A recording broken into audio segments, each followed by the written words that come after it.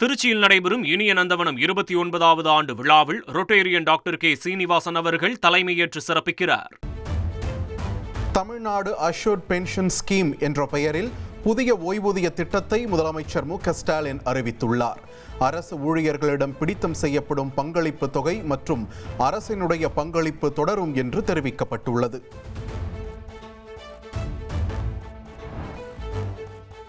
மாநில அரசு அலுவலர்கள் பெற்ற கடைசி மாத ஊதியத்தில் 50% உறுதியளிக்கப்பட்ட ஓய்வூதியமாக வழங்கப்படும் என புதிய ஓய்வூதிய திட்டத்தில் தெரிவிக்கப்பட்டுள்ளது. 10% பங்களிப்போடு ஓய்வூதிய நிதியத்திற்கு தேவைப்படும் கூடுதல் நிதி முழுவதையும் தமிழ்நாடு அரசே ஏற்கும் என்றும் அறிவிக்கப்பட்டுள்ளது. பணிக்காலத்தை நிறைவு செய்யாமல் பணி ஓய்வு பெறும் அனைத்து அலுவலர்களுக்கும் குறைந்தபட்ச ஓய்வூதியம் வழங்கப்படும் என்று புதிய ஓய்வூதிய திட்டத்தில் அறிவிக்கப்பட்டுள்ளது. இடைப்பட்ட காலத்தில் ஓய்வூதியமின்றி பணி ஓய்வு பெற்றவர்களுக்கு சிறப்பு கருணை ஓய்வூதியம் வழங்கப்படும் என்றும் தெரிவிக்கப்பட்டுள்ளது.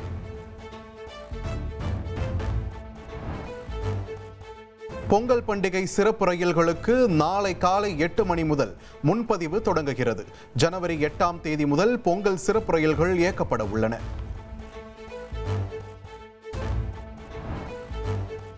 திருப்பதி ஏழுமலையான் கோவிலில் வார விடுமுறை மற்றும் சொர்க்கவாசல் திறப்பு காரணமாக ஏராளமான பக்தர்கள் குவிந்துள்ளனர். இலவச தரிசனத்திற்காக 15 மணி நேரம் காத்திருந்து பக்தர்கள் வழிபாடு.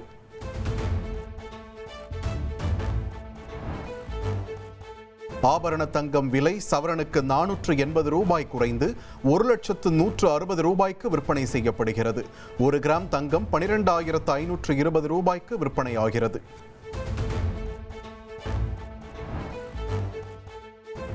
தமிழகம் முழுவதும் 75,000 வாக்குச்சாவடி மையங்களில் இன்றும் நாளையும் வாக்காளர் சிறப்பு முகாம் நடைபெறுகிறது. வாக்காளர் பட்டியலில் பெயர் சேர்க்க, நீக்க, திருத்தம் செய்ய சிறப்பு முகாம்களை பயன்படுத்திக் கொள்ள வேண்டும் என்று தேர்தல் ஆணையம் வேண்டுகோள் விடுத்துள்ளது. வேலூர் பொற்கோவிலில் சக்தியம்மா 50ஆம் ஆண்டு ஜெயந்தி விழாவில் குடியரசு துணைத் தலைவர் சி.பி. ராதாகிருஷ்ணன் பங்கேற்றார். பொற்கோவிலில் சி.பி. ராதாகிருஷ்ணன் தரிசனமும் மேற்கொண்டார். டெல்லி பிதோரா கலாச்சார வளாகத்தில் சர்வதேச புத்தர் கண்காட்சியை பிரதமர் நரேந்திர மோடி தொடங்கி வைத்தார். கண்காட்சி வளாகத்தையும் பிரதமர் மோடி பார்வையிட்டார்.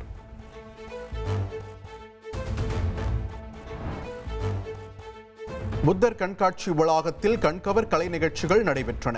வண்ணமயமான உடைகள் அணிந்து கலைஞர்கள் நடனமாடினர்.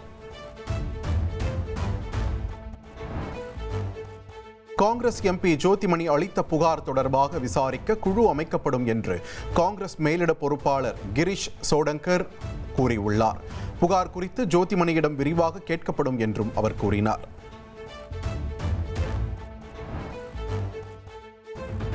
இடைநிலை ஆசிரியர்களை கைவிட மாட்டோம் என அமைச்சர் அன்பில் மகேஷ் உறுதியளித்துள்ளார்.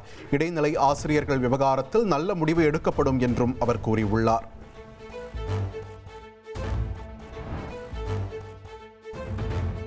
சென்னையில் போராட்டத்தில் ஈடுபட்ட இடைநிலை ஆசிரியர்கள் 996 பேர் மீது வழக்கு பதிவு செய்யப்பட்டுள்ளது.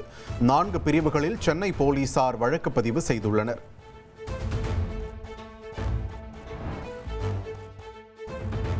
எல்லை தாண்டி மீன்பிடித்ததாக மயிலாடுதுறை மாவட்டத்தைச் சேர்ந்த 9 மீனவர்களை இலங்கை கடற்படை கைது செய்துள்ளது. மீனவர்களின் 2 நாட்டு படகுகளையும் சிறைப்பிடித்த இலங்கை கடற்படையினர் விசாரணை நடத்தி வருகின்றனர்.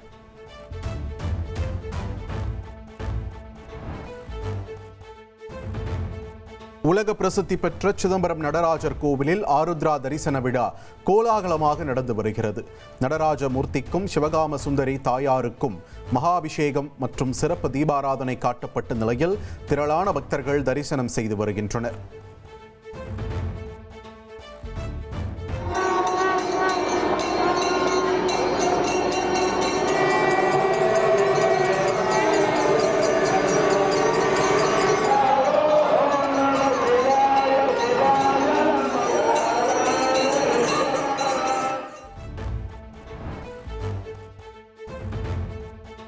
தமிழகம் முழுவதும் சிவாலயங்களில் ஆருத்ரா தரிசன விழா விமர்சையாக நடைபெற்று வருகிறது.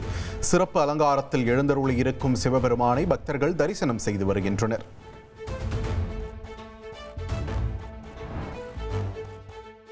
மார்கழி மாத பௌர்ணமி கிரிவலம் முடிந்து சொந்த ஊர்களுக்கு செல்ல திருவண்ணாமலை ரயில் நிலையத்தில் ஏராளமான பக்தர்கள் குவிந்தனர்.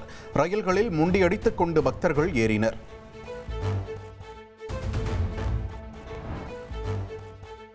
தென்காசி குற்றாலம் மெயின் அருவியில் வெள்ளப்பெருக்கு தணிந்தது. குற்றாலம் மெயின் அருவியில் குளிக்க 2 நாட்களுக்கு பின் சுற்றுலா பயணிகளுக்கு அனுமதி அளிக்கப்பட்டுள்ளது.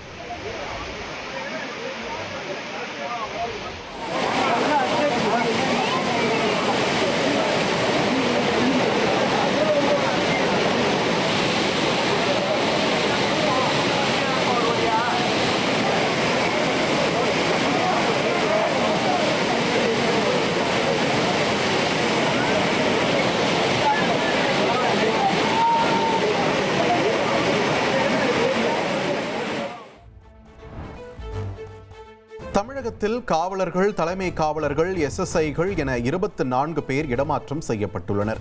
இடமாற்றம் செய்து பொறுப்பு DGP வெங்கட்ராமன் உத்தரவிட்டுள்ளார்.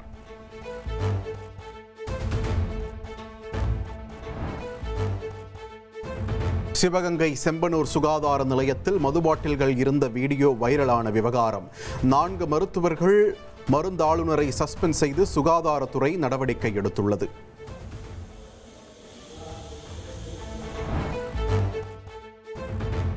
புதுச்சேரியில் கஞ்சா விற்பனை செய்த MBBS மாணவரை போலீசார் கைது செய்தனர்.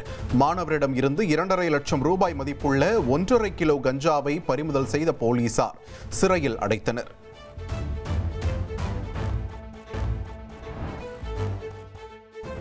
குடியரசு தினத்தை முன்னிட்டு டெல்லி கடமை பாதையில் அணிவகுப்பு ஒத்திகை நடைபெற்றது. கடும் குளிரையும் பொருட்படுத்தாமல் வீரர் வீராங்கனைகள் மிடுக்குடன் நடந்து சென்றனர். வட மாநிலங்களில் பௌஷ் பூர்ணிமா புனித நாள் இன்று கடைபிடிக்கப்படுகிறது. உத்தரப்பிரதேச மாநிலம் பிரயாக்ராஜில் உள்ள திருவேணி சங்கமத்தில் பக்தர்கள் புனித நீராடினர். பனிப்பொழிவு காரணமாக ஹிமாச்சல பிரதேச மாநிலம் குழுவில் சுற்றுலா பயணிகள் குவிந்து வருகின்றனர். தூய்மையான காற்றை அனுபவித்து ரம்யமான இயற்கை சூழலை கண்டுகளித்து வருகின்றனர்.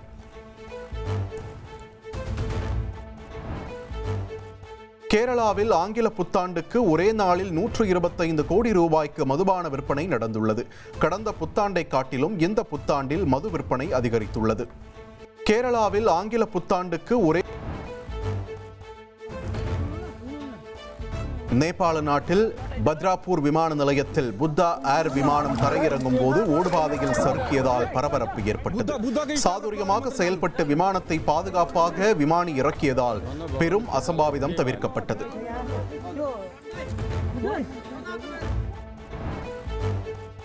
கார்கிவ் நகரில் ரஷ்ய தாக்குதலில் 15 பேர் காயமடைந்ததாக யுக்ரைன் குற்றம் சாட்டியுள்ளது. யுக்ரைன் மீது எந்த ஏவுகணையையும் ஏவவில்லை என்று ரஷ்யா மறுப்பு தெரிவித்துள்ளது. ரஜினியின் 173வது படத்தை இயக்குனர் சிபி சக்கரவர்த்தி இயக்க உள்ளதாக அதிகாரப்பூர்வ அறிவிப்பு வெளியாகியுள்ளது. கமல்ஹாசனின் ராஜ்கமல் பிலிம்ஸ் நிறுவனம் படத்தை தயாரிக்க உள்ள நிலையில் அனிருத் இசையமைக்கிறார். விஜய் நடித்துள்ள ஜனநாயகன் திரைப்படத்தின் ட்ரெய்லர் இன்று மாலை 6:45 மணிக்கு வெளியாகிறது. வரும் 9ஆம் தேதி படம் வெளியாக உள்ள நிலையில் டிக்கெட் முன்பதிவு நாளை தொடங்குகிறது. ஆஷஸ் டெஸ்ட் தொடரின் கடைசி டெஸ்ட் போட்டி சிட்னியில் இந்திய நேரப்படி நாளை காலை 5 மணிக்கு தொடங்குகிறது. தொடரை ஏற்கனவே கைப்பற்றிய ஆஸ்திரேலியா 3-1 என்ற கணக்கில் முன்னிலை வகிக்கும் சூழலில் இங்கிலாந்து மற்றொரு வெற்றியை பதிவு செய்யுமா என்ற எதிர்பார்ப்பு ஏற்பட்டுள்ளது. இத்தாலியில் குளிர்கால ஒலிம்பிக் போட்டிகள் அடுத்த மாதம் தொடங்குகின்றன. பனிமலையில் சறுக்கியபடி ஒலிம்பிக் ஜோதியை வீரர்கள் ஏந்திச் சென்றனர்.